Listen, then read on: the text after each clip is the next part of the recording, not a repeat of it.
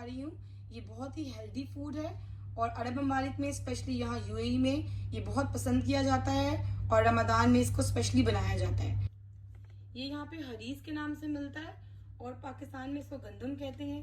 ये देखें, ये ऐसा दिखता है। इसको मैंने सहूर टाइम पे इसको सोक कर दिया था और अब तकरीबन 3 बज रहे हैं। 8 घंटे हो चुके हैं इसको सोक किए हुए और मैंने इसका पानी ड्रेन कर लिया है। तो इसके अलावा जो चीज़ें चाहिए होंगी, आइए मैं आपको दिखाती हूँ। मैंने यहाँ पे 1300 ग्राम मीट ले लिया है, यानी कि 1.25 किलो। इसके अलावा जो चीज़ें मैं यूज़ कर रही हूँ, इसके अंदर मीट क्यूब्स चाहिए होंगे। ये मैंने 2 बॉक्सेस ले लिए हैं। 1 टेबलस्पून सॉल्ट डाल रही हूँ मैं, और मैं बाद में टेस्ट कर लूँगी, अगर कम होगा तो मैं इसमें और ऐड कर लूँगी। और ब्लैक पेपर, ये भी 1 टेबलस्पून ले रही हूँ। और इसके अलावा पानी चाहिए होगा। चलिए इसको बनाना स्टार्ट करते हैं। बिस्मिल्लाहिर्रहमानिर्रहीम। इसके अंदर मैं अभी गोश्त डालूंगी।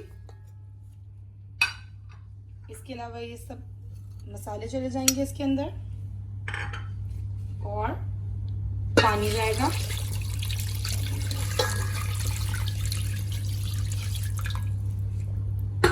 अब मैं इसको प्रेशर दे दूंगी और तकरीबन 15 मिनट इसको प्रेशर दूंगी और उसके बाद इसको खोलूंगी और फिर देखेंगे कि इसकी क्या पोजीशन है। इसको पकते हुए तकरीबन 20 मिनट हो गए थे प्रेशर में। अब मैंने इसको खोला है तो इसका मीट अच्छे तरीके से गल चुका है। अब मैं इसके अंदर से मीट और बोन्स निकाल लूंगी और बोन्स को डिस्कार्ड कर दूंगी और जो मीट है उसके छोटे छोटे से रेशे कर लूंगी और फिर इसके अंदर वापस डालूंगी।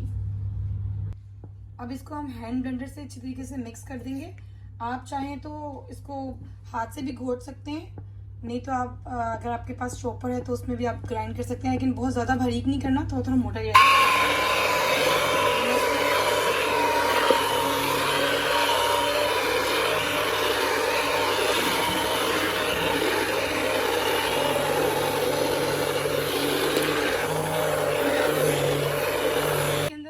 पानी भी ऐड करेंगे क्योंकि ये थोड़ा थिक लग रहा है। और इसको मिक्स कर लेंगे और साथ ही इसके अंदर गोश्त हम लोगों ने ये बोन्स डिस्कार्ड कर दी थी और ये बाकी गोश्त था उसके अलग अलग रेशे कर लिए थे, ये भी ऐड कर देंगे।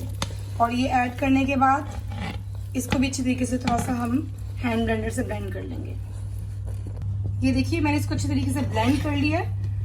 और अब मैं इसके अंदर ऑलिव ऑयल डालूंगी।